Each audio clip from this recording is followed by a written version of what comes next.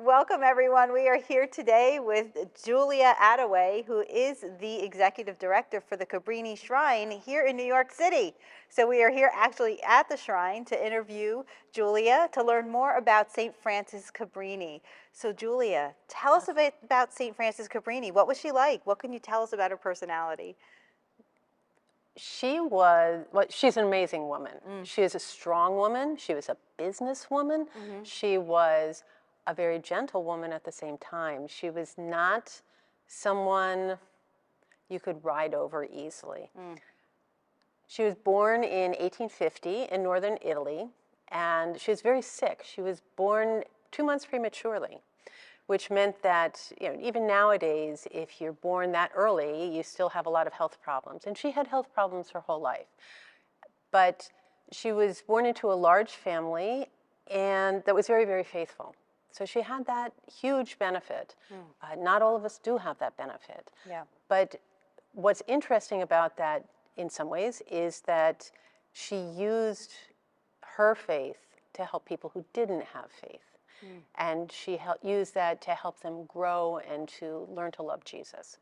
So she was born, and it was not easy. She was in rural Italy, and at that time, by the time she was 10 years old, she'd seen 4 of her siblings die.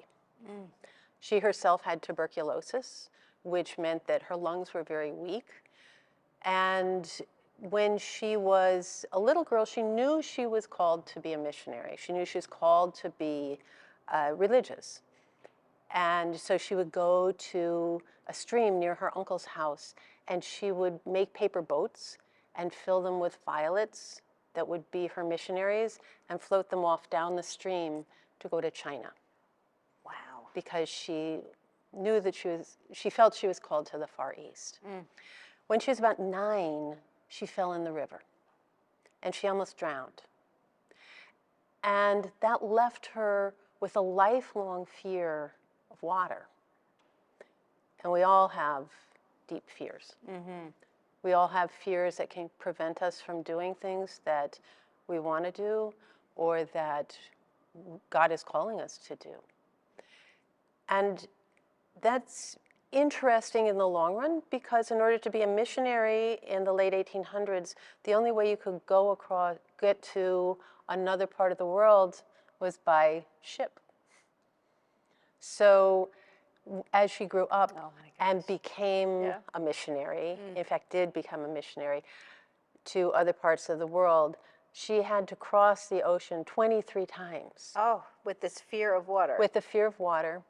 And in those days, to get across the ocean could take 9 days, or 10 days, or 11 days. And she would go across water in order to do what God called her. She wouldn't get in a boat for any other reason. There was a time she was off the coast of Panama and hadn't been without the Eucharist for 10 days. And there was a church on shore. And she hired a rowboat in high seas so she could go make her communion. Oh, all with the fear of water. With the fear of water. Nothing. So Wow. It's very interesting that that she was able to work through the fear. She knew God calls us. God doesn't want our fears to stop us. That's right. Yeah, we hear over and over and over again, be not afraid, be not afraid, be not afraid. What does that mean in reality?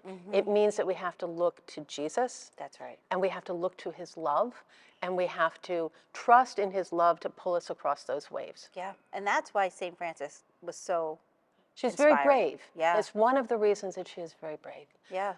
So she grew up and wanted to become a religious, knew she was called, and the first time she asked to join a religious order, she was told, no, you're too sick. You're too weak. Wow. So here's a weak woman who wants to do big things, and we're all weak. We're all weak in our own ways. It's true. And so that's another thing that I think that she can particularly help us with, is understanding our weaknesses and how not to let our weaknesses interfere with what God's calling us to do. So she asked to join a second order and was told no. She asked to join a third order and was told no. Wow. And so she became a school teacher. Okay. She was trained as a school teacher and in fact was an educator her whole life. but she, she's called to do something, and yet she couldn't. And we all know that feeling too. Yes. Of thinking, oh, I really want to go do that, and there's this frustration, and there's this obstacle that's in the way. And she was very good at understanding that God's time is not our time, that if we're going to serve God, we have to operate under His will and in His way and in His time. So she worked as a school teacher for a number of years and then was asked to go to become administrator of an orphanage in a nearby town. And she went. It was a very difficult situation. She was able to become a sister at that time, a religious sister. Okay. However, it was a very difficult situation. It was not a well-run order, and in fact, she was bullied by the superior. So here she's finally gotten to where she thinks she's supposed to be, or where she knows she's supposed to be, Right, right. and it didn't turn out the way she was expecting. So what do you do in that situation? Well, what How does do you Mother- respond? yeah. What Mother Cabrini did Right. was to say, okay, God, you put me here. Show me how to love you in this situation. Wow. Show me how to find my comfort in you alone. Show me how to rely only on you and not on my circumstances. Not on the circumstances for happiness, not on the circumstances for joy, because we can all be in situations where things are very, very difficult and we're very, very unhappy. And it doesn't mean Jesus doesn't love us. And in fact, Mother Cabrini would say that when there's difficulty and there's a cross, we know that Jesus is with us. Wow. That's so true. It is. It really is. It's hard. We tend to see difficulties as obstacles. Right. And she just saw it as the environment in which God is asking us to love Him. Beautiful. Absolutely. Okay, so she's in this order where she's being bullied. She's unhappy, reaching out to God for comfort. What next? I'm on the edge of my seat. Well, after 6 years, Oh, 6 years, long time, they dissolved the order, and she was asked to form her own at the age of 30, which is pretty young. wow. And so she asked to form an order, which eventually became named the Missionary Sisters of the Sacred Heart of Jesus. She had very, very deep devotion to the Sacred Heart. And in fact, you can see behind the altar here, there's Mother Cabrini, the Sacred Heart, and the Blessed Sacrament, Yes. which is how, so she was driven by her love of the Sacred Heart. And the Blessed Sacrament, of course, is how we know Jesus' love for us today. That's right. That's right. Beautiful. Okay, so she Okay, starts so now this we've new got order. her. We've got All her right, there. so she's got and this new order. She's in northern Italy. She's got 6 sisters that she starts with. Okay. And where did these sisters come from? they were actually from the novitiate of that particular order Got where it. she had been Okay. before. So over the next 8 years, the order grows to 140 women. Oh, wow. Yeah. And they did work in schools and orphanages in northern Italy. At some point in there, she went and it became a pontifical right order. Okay. So, which means that instead of reporting into the local bishop, it reported into Rome. Wow. Okay. So in about 1888, she was approached by Bishop Scalabrini, who was canonized in October. Oh. And Bishop Scalabrini was concerned about what was called the Italian problem. Okay. And the Italian problem was that in the prior decade, almost 1 million Italians had fled primarily southern Italy and moved to the United States and to Central America in search of better opportunities, because most of them were entirely uneducated and had no skills. It was unskilled labor. And they went under what was called the Padrone system. I may say that word wrong, but I believe but it's spelled Padrone.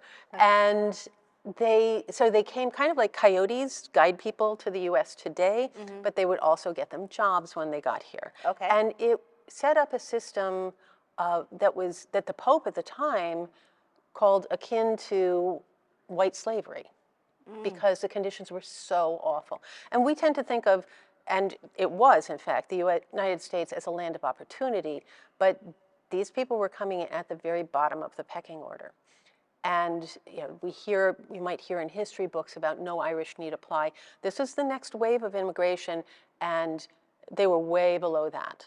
Wow. They were underpaid, they were dirty, they were poor, and they were actually asked to worship in the basement of churches so they didn't mingle with the rest of the people who could afford to pay and make offerings. Right, right.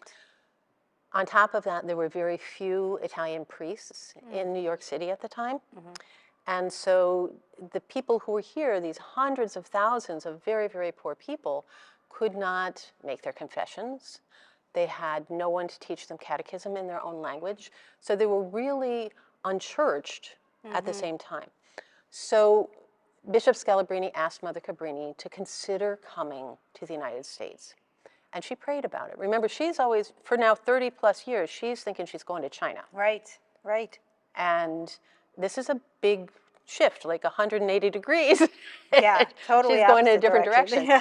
So then she prayed about it. She talked to various people and finally went to see Pope Leo XIII.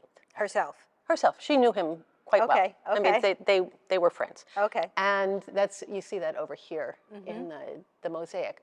So she went and she asked him what his opinion was of what she should do. And he said famously, not to the east, but to the west.